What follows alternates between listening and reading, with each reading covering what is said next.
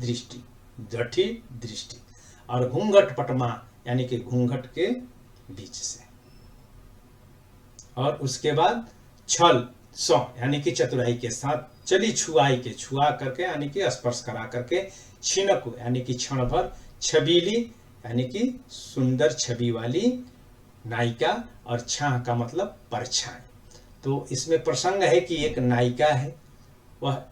नायक पर मुग्ध है, मगर वह नायिका परकीया है। परकीया यानी कि उसका पहले से जो है पति है या प्रेमी है, और अपने पति या प्रेमी के अतिरिक्त किसी अन्य को जब वह चाहती है तो उसको परकीया नायिका कहते हैं। तो वैसी ही परकीया नायिका है जो कि लज्जावश या डरवश जो है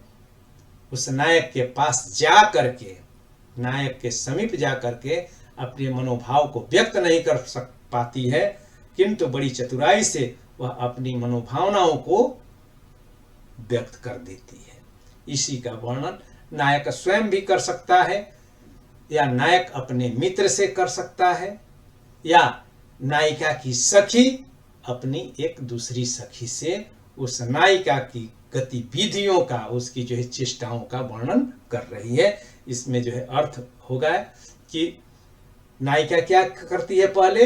कि अपने घूंघट के पट से नायक को ललचाई हुई नजरों से देखती है, और उसके बाद छलसों चली छुआई के यानी कि वह जो है बातें बड़ी ही चतुराई पूर्वक अपनी परछाई को उस नायक के ऊपर स्पर्श करा करके वहां से क्षण भर में ही चली जाती है। इस स्पर्श, इससे जो है क्या होता है कि वह नायिका अपने मनोभाव को नायक पर व्यक्त कर देती है, या नायक की परछाई को का वह स्वयं स्पर्श करके अपने प्रेम का या प्रेम भावना का भी निवेदन कर देती है। चूंकि इसमें युक्ति अपनाई गई, यानी कि बड़े ही जो है युक्ति के साथ नायिका स्पर्श सुख का आनंद लेना चाह रही है या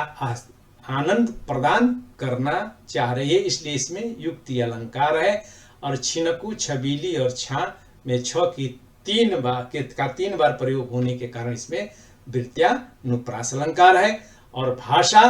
ब्रज भाषा है, और